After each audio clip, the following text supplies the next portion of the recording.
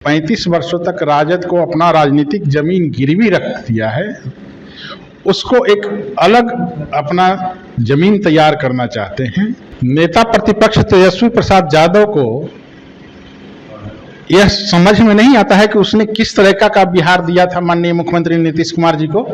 किस तरह का बिहार दिया था उन्होंने, कितने अस्पताल में पेशेंट जाते थे, कितने अस्पताल में डॉक्टर थे, कितने अस्पताल का अपने भवन था। अपने शासनकाल में तेजस्वी यादव क्या कर रहे थे? अपने शासनकाल में तो उनके यहाँ रेपिस्ट बैठता था, अपराधी बैठता था, 118 नरसंहार हुआ था, वो लोग बैठते थे, वहां से संचालित होता था अपराध। उस वक्त कहां थे तेजस्वी यादव? बिहार में आपराधिक घटनाएं घट रही है, लेकिन सभी चीजों पर राजनीतिक हो रही है। बता दें कि आज राहुल गांधी गया एयरपोर्ट पहुंचे, तो वहीं बता दें नीतीश कुमार दिल्ली रवाना हुए। तो दूसरे तरफ बता दें कि फिर बिहार में पीएम मोदी का दौरा सिवान में होने वाला है। सभी मुद्दों पर चर्चा करेंगे। हमारे साथ डॉक्टर बद्रेंदु पांडे जी हैं, जदयू से प्रवक्ता, इस वक्त हमारे साथ हैं, बातचीत करेंगे। इतनी बिहार में स्थिति खराब है और सभी चीजों पर राजनीतिक हो रहा है, कैसे देखते हैं इस सब चीजों को? देखिए, विपक्ष का काम है, उसके पास तो कोई मुद्दा है नहीं। मुद्दा विहीन विपक्ष के पास झूठ के अलावा और कुछ भी नहीं है। लोकसभा में नेता प्रतिपक्ष राहुल गांधी जी का जो बिहार आगमन हो रहा है 5 महीने में 5वीं बार, वह अपना विधानसभा चुनाव को देखते हुए राजनीतिक जमीन तलाश रहे हैं। चूंकि महागठबंधन में भी एका तो है नहीं, वो अपना अलग रास्ता एक अख्तियार करके जो 35 वर्षों तक राजद को अपना राजनीतिक जमीन गिरवी रख दिया है, उसको एक अलग अपना जमीन तैयार करना चाहते हैं। आज उनको ईबीसी और ओबीसी याद आने लगे हैं लोग। गया में भी जाएंगे, माउंटेन मैन दशरथ मांझी जी के गांव और उनके परिवार से मिलेंगे। सन 1960 से 1982 तक जब दशरथ मांझी जी ने छेनी और हथौड़ी लेकर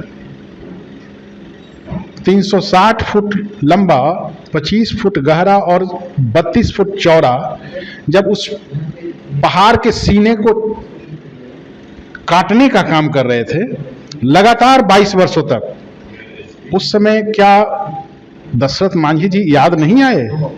केंद्र में तो लगातार कांग्रेस की ही सरकार रही है। उस समय आकर मिलना चाहिए था ना दशरथ मांझी से। संसाधन था अपने देश के पास, 60 से लेकर 82 तक देश में संसाधन था। उस संसाधन का उनको देना चाहिए था साथ, लेकिन उन्होंने ऐसा कांग्रेस ने नहीं किया।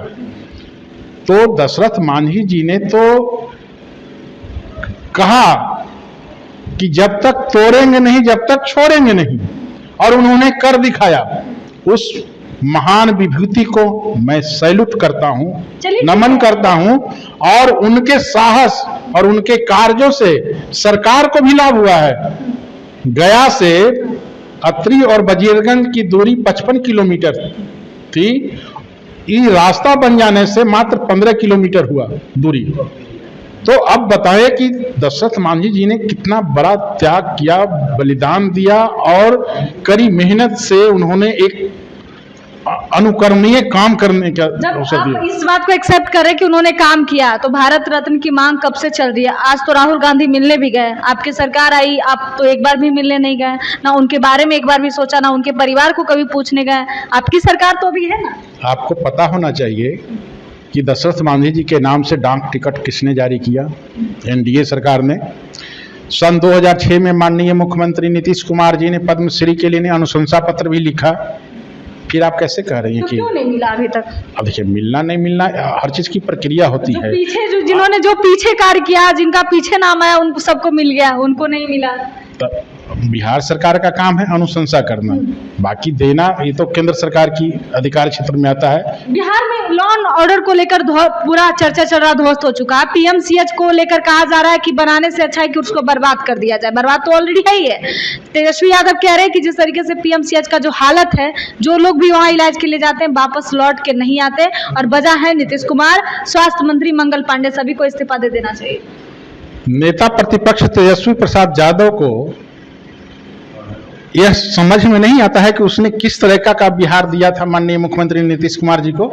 किस तरह का बिहार दिया था उन्होंने। कितने अस्पताल में पेशेंट जाते थे, कितने अस्पताल में डॉक्टर थे, कितने अस्पताल का अपने भवन था। ये डॉक्टर कोई 2-4 दिन में नहीं बन जाता है। एक डॉक्टर बनाने में आपको 5 वर्ष 6 वर्ष समय लगता है।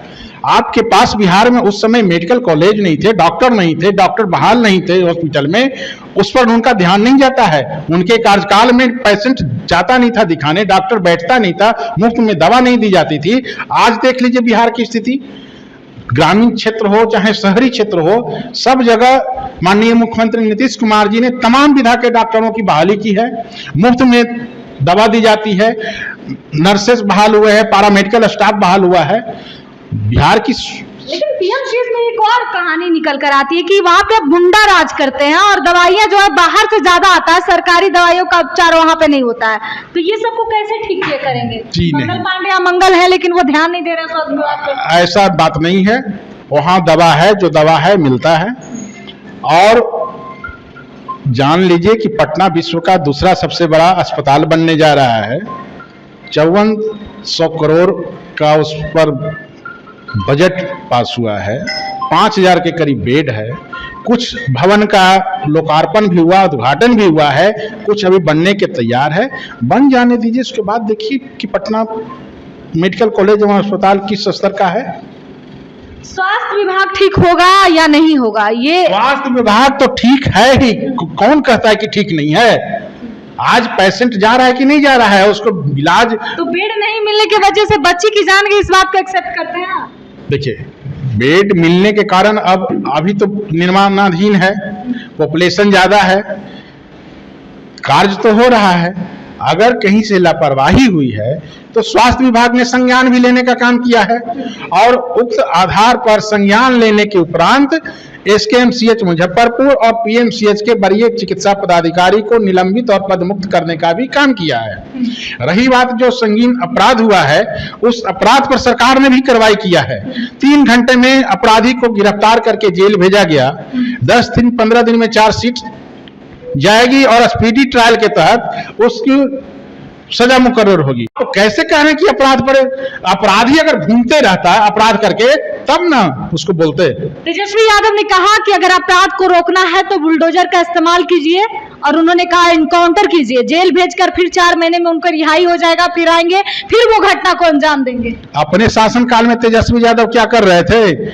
अपने शासनकाल में तो उनके यहाँ रेपिस्ट बैठता था, अपराधी बैठता था, 118 नरसंहार हुआ था, वो लोग बैठते थे, वहां से संचालित होता था अपराध। उस वक्त कहां थे तेजस्वी यादव? उनको उस वक्त ध्यान नहीं आता था। उस वक्त उनको ध्यान में नहीं था कि बिहार में स्वास्थ्य व्यवस्था को हम कैसे सुदृढ़ करें। कितने मेडिकल कॉलेज खोले तेजस्वी यादव अपने 15 वर्षों के कार्यकाल में।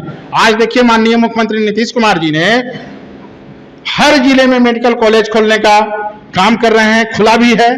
नर्सेज हो, पैरामेडिकल हो, सारे कॉलेज खुल रहे हैं, इंटरनेशनल यूनिवर्सिटी खुल रही है, कई एक यूनिवर्सिटी का नया निर्माण हुआ है। इसके बावजूद भी अब उनको विकास नहीं दिखाई, उनको तो कभी विकास नहीं दिखाई देगा, क्योंकि उनको एक तो अज्ञानता है, दूसरे राजनीति जो मिली है, सियासत में मिली है, जमीनी स्तर पर तो जुड़े नहीं है।